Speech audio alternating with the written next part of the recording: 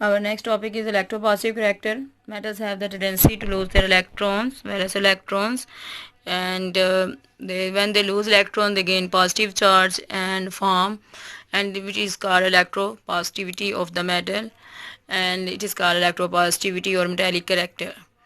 The more easily a metal loses its electrons, the more electropositivity is. The number of electrons lost by an atom of a metal is called its valency. For example, sodium has one electron in its outermost shell because it has atomic number 11, and it readily lose one electron, and because it requires 7 electron to complete its octet, but so instead of acquiring 7 electrons or gaining 7 electrons, it will prefer to lose one electron, and now its inner electrons and its inner shell have 8 electrons, and it will become its outermost shell, and the sodium becomes stable by losing one electron.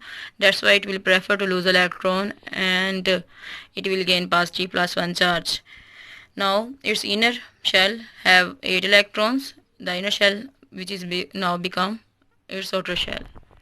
Next, so the valency of sodium is 1. Similarly, zinc metal can lose 2 electrons from its valence shell, therefore its valency is 2. And trends of electropositivity. Electropositivity character trend in first heading is that trend in group, and it is increased down the group because electropositivity of the metal is the ability to attain positive character by losing electron. So when we move from the top to the bottom in the group, electropositivity increases because the size of the atom increases and the attraction of the nucleus towards the outermost shell electron is reduces. That's why they can easily lose electron and gain positive charge. Next, our heading is electropositivity trend in period.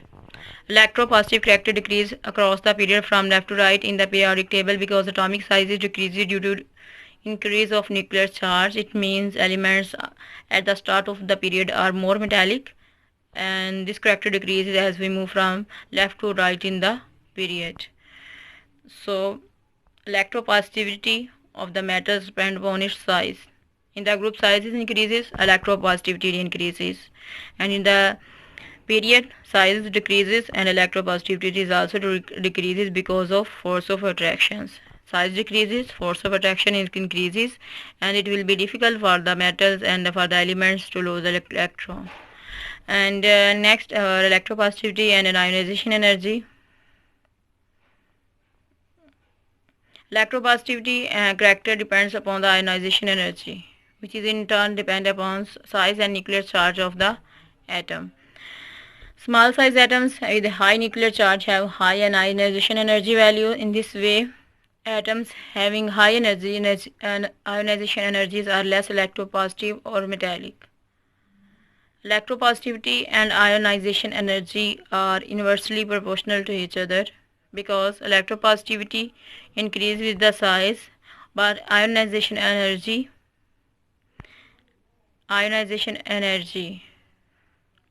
of the metals and decrease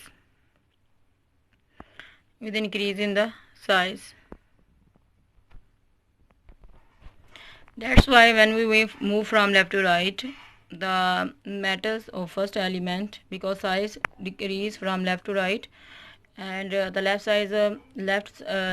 side first group elements have more in size, and alkali metal is more in size than the second alkaline earth metals. That's why they have more. That is the reason alkali metals have the largest size and lowest ionization energy in their respective periods. Therefore, they have the highest metallic character. For example, a comparison sodium and magnesium, it is given below for understanding.